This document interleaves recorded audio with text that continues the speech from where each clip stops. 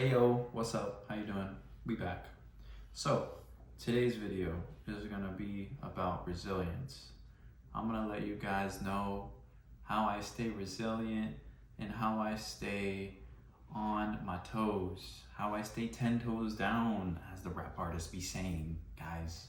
What works for me, first you have to go back to what you know that would bring you down and you know that would affect you negatively, and then basically trying to switch those things out.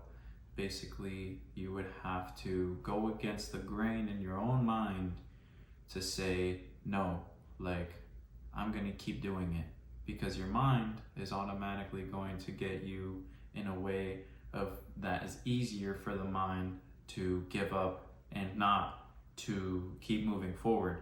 And basically what you want to do to be resilient is find in your mind what helps you get to the other level, get to the other side, get to where you want to go. So with these certain things in mind, you really understand what it takes, because the resilience is just another expression of your self-confidence in yourself and basically the discipline that it takes to get to the other side. So, it's a give and take, right? Not every day has to be perfect. You don't have to feel great every single day. You don't necessarily have to be perfect. No one's perfect. No one has everything perfect. This is just what has worked for me, and I would like to share with you guys. Just to another level, to add to the depth of my influence to the people that I inspire to help. Because helping people for me helps me feel my best.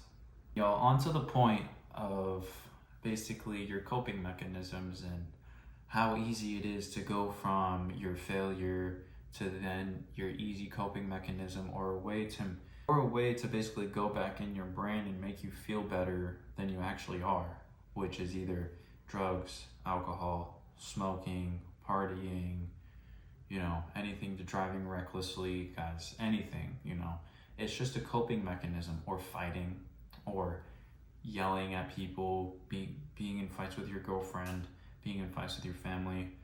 It all has a correlation to coping mechanisms because it's what worked for you in the past. Now that is your exit for not being resilient, and that is your exit for blaming others for your problems. So this is gonna affect a lot of people, and a lot of you guys aren't gonna wanna hear this, but it is the damn truth. And you motherfuckers better be ready for it, because either I'm gonna tell you it, other people are gonna tell you it, or it's gonna smack you right in the face, and life's gonna get real. So I'm only here to help you guys, and again, let you guys know what worked for me. So yeah, basically, my coping mechanisms before I found my truth was smoking, fighting. Fighting was my other coping mechanism. A lot of fighting, guys. But then I realized, and then I always blame myself, because another one of my coping mechanisms was blaming myself. A victim mindset nearly as much as you would being in a big family, or if you were to be a woman, because woman and 10, again, I'm going back to what statistics say, is women go ahead and tend to depend on a man or another more powerful figure.